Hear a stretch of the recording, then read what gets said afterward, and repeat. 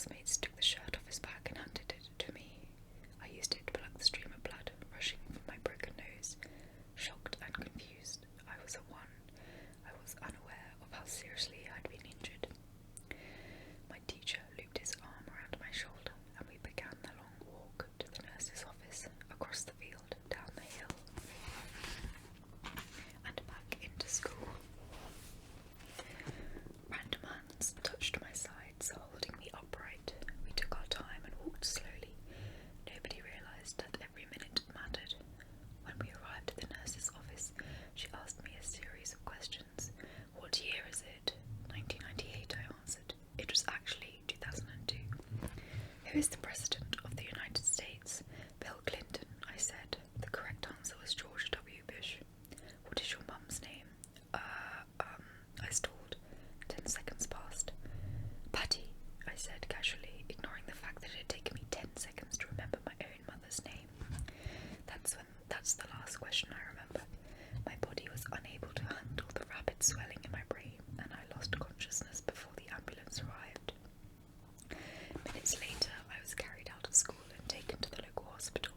Shortly after arriving, my body began shutting down.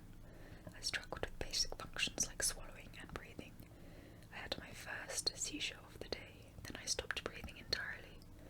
As the doctors hurried to supply me with oxygen, they also decided the local hospital was unequipped to handle the situation and ordered a helicopter to fly me to a larger hospital in Cincinnati. I was rolled out of the emergency room doors and toward the helipad across the street. The stretcher rattled on a bumpy sidewalk as one nurse pushed me along while another pumped each breath into me by hand. My mother, who had arrived at the hospital a few moments before, climbed into the helicopter beside me. I remained unconscious and unable to breathe on my own as she held my hand during the flight. While my mother rode with me in the helicopter, my father went home to check on my brother and sister and break the news to them. He choked back tears as he explained to my sister that he would miss her 8th grade graduation ceremony that night. After passing my siblings off to family and friends, he drove to Cincinnati to meet my mother. When my mum and I landed on the roof of the hospital, a team of nearly 20 doctors and nurses sprinted onto the helipad and wheeled me into the trauma unit. By this time, the swelling in my brain had become so severe that I was having repeated post-traumatic seizures. My broken bones needed to be fixed, but I was in no condition to undergo surgery. After yet another seizure, my third of the day, I was put into a medically induced coma and placed on a ventilator. My parents were no strangers to this hospital. 10 years earlier, they had entered the same building on the ground floor after my sister was diagnosed with leukemia at age 3. I was 5 at the time. My brother was just 6 months old. After 2.5 years of chemotherapy, treatments, spinal taps and bone marrow biopsies, my little sister finally walked out of the hospital, happy, healthy and cancer-free. And now, after 10 years of normal life, my parents found themselves back in the same place with a different child. While I slipped into a coma, the hospital sent a priest and a social worker to comfort my parents. It was the same priest who had met them a decade earlier, on the evening they found out my sister had cancer. As day faded into night, a series of machines kept me alive. My parents slept restlessly on a hospital mattress. One moment they would collapse from fatigue, the next they would be wide awake with worry. My mother would tell me later it was one of the nurse nights I'd ever had. My recovery. Mercifully, by the next morning, my breathing had rebounded to the point where the doctors felt comfortable releasing me from the coma. When I finally regained consciousness, I discovered that I lost my ability to smell. As a test, a nurse asked me to blow my nose and sniff an apple juice box. My sense of smell returned, but to everyone's surprise, the act of blowing my nose forced air through the fractures in my eye socket and pushed my left eye outward.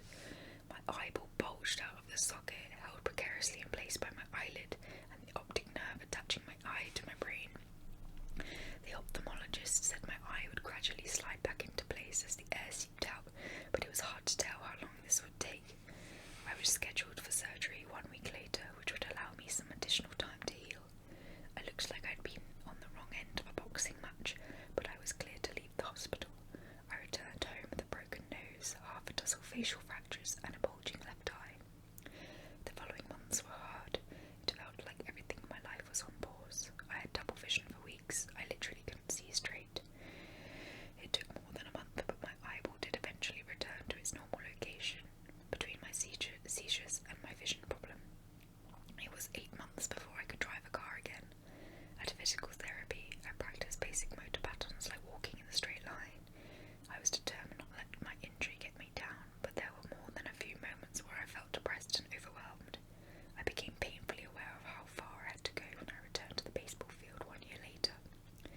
Baseball had always been a major part of my life. My dad had played minor league baseball for the St. Louis Cardinals, and I had a dream of playing professionally too. After months of rehabilitation, what I wanted more than anything was to get back on the field, but my return to baseball was not smooth. When the season rolled around, I was the only junior to be cut from the varsity baseball team. I was sent down to play with the sophomores on junior varsity. I had been playing since age 4, and for someone who had spent so much time and effort on the sport, getting cut was humiliating. I vividly remember the day it happened. I sat in my car and cried as I flipped through the radio, desperately searching for a song that would make me feel better. After a year of self-doubt, I managed to make the varsity team as a senior, but I rarely made it on the field. In total, I played 11 innings of high school varsity baseball, barely more than a single game. Despite my lackluster high school career, I still believed I could become a great player, and I knew that if things were going to improve, I was the one responsible for making it happen. The turning point came 2 years after my injury, when I began college at Denison University. It was a new beginning, and it was the place where I would discover the surprising power of small habits for the first time. How I learned about habits. Attending Denison was one of the best decisions of my life. I earned a spot on the baseball team, and although I was at the bottom of the roster as a freshman, I was thrilled. Despite the chaos of my high school years, I had managed to become a college athlete. I wasn't going to be starting on the baseball team anytime soon, so I focused on getting my life in order. While my peers stayed up late and played video games, I built good sleep habits, went to bed early each night. In the messy world of a college dorm, I made a point to keep my room neat and tidy. These improvements were minor, but they gave me a sense of control over my life. I started to feel competent again, and this growing belief in myself rippled in the classroom as I improved my study habits and managed to earn straight A's during my first year. A habit is a routine or a behaviour that is performed regularly and, in many cases, automatically. As each semester passed, I accumulated small but consistent habits that ultimately led to the results that were unimaginable to me when I started. For example, the first time in my life, I made a habit to lift weights multiple times per week, and in the years that followed, my 6'4" frame bulked up from a featherweight 170 to a lean 200 pounds. When my sophomore year season arrived, I earned a starting role on the pitching staff. By my junior year, I was voted team captain, and at the end of the season, I was selected for the all-conference team. But it was not until my senior season, that my sleep habits, study habits, and strength training habits really began to pay off. 6 years after I'd been hit in the face with a baseball bat, flown to the hospital and placed in a coma, I was selected as the top male athlete at Denison University and named to the ESPN Academic All-American Team, an honour given to just 33 players across the country. By the time I graduated, I was listed in the school record books in 8 different categories. That same year, I was awarded the university's highest academic honour, the President's Medal. I hope you'll forgive me if this sounds boastful. To be honest, there was nothing legendary or historic about my athletic career. I never ended up playing professionally. However, looking back over those years, I believe I accomplished something just as rare. I fulfilled my potential, and I believe the concepts in this book can help you fulfill your potential as well.